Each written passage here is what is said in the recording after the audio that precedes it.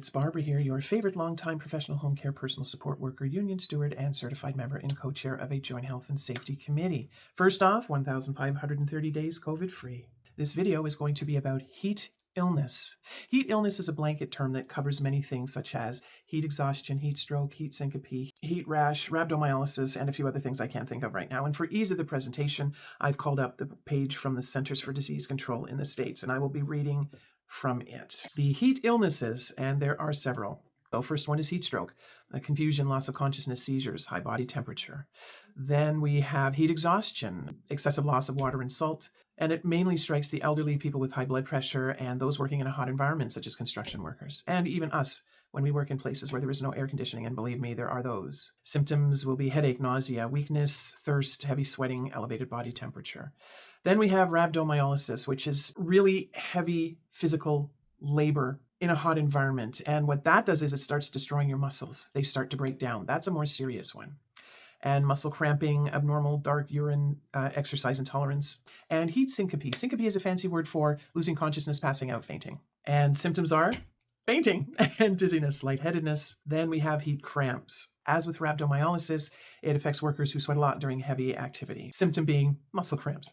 Then we have heat rash. That's with your skin, and it generally happens in the folds when there's sweat and it's not being wicked away, and you've got surface pressing against surface, and it causes small blisters and redness. Now, I'm going to give you the first aid for that one because it's a bit different. It's just work in a cooler environment, keep the rash area dry, apply powder. Don't use ointments and creams because that's just more moisture. With the other ones, the first aid tends to be similar. Get out of the hot environment into a cool place. Take off any clothing that is not needed. Drink water. Have someone with you and call 911. The summers have been getting hotter as they've been going on. That's climate change for you, and we only have ourselves to blame. When it comes to seniors, they tend to eat less and drink much less. I have gone into places where I have seen urine that is dark brown. Now, here's a rule of thumb about urine. It should be the color of lemon juice. If it starts heading toward the color of apple juice, you need to drink more. And if it gets darker than that, you're in real trouble. Sorry, that was completely inadvertent. You see, water is like the oil for your body. Depending on who you talk to, you're around 70% water. However, different parts of you have different concentrations.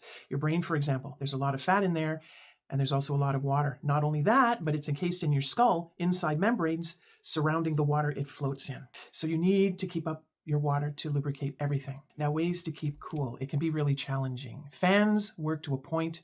If the air's really hot, all it's doing is blowing it around. Air conditioners are much better, but you have to watch, make sure the filter is clean. I've gone into places where people with lung issues were having trouble breathing. I checked the equipment, it was fine. I listened to the air conditioner, it sounded like it was labored, and when I pulled out the filter, it was black and you couldn't see through it. So clean it weekly. Make sure it's in working order, especially if you have central air. Many seniors feel cold all the time, so they'll have the heat going when I go in, and believe me, that is problematic. I've had it where I was sweaty, I started getting a headache, and my heart started pounding, palpitations, so I had to excuse myself from the area to try to find a cooler place. Now here's another thing, and this is the science nerd coming out. There's a thing called wet bulb 35, and in a nutshell, it's when you get the temperature mixed with the humidity that reaches a point where your body's unable to cool itself down. One of the main mechanisms for your body to cool itself is for the sweat to evaporate from your body.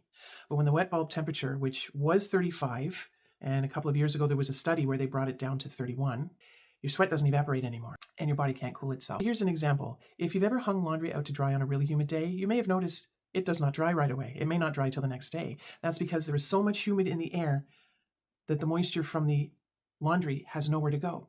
And that's the same with wet bulb 35.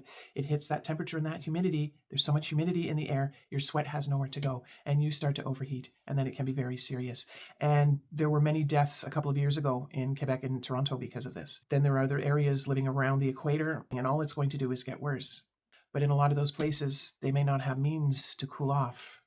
Take measures to keep yourself safe and any of your elderly neighbors or relatives as well. I'd like you all to stay healthy, stay safe, stay cool, and I'll see you on the flip side.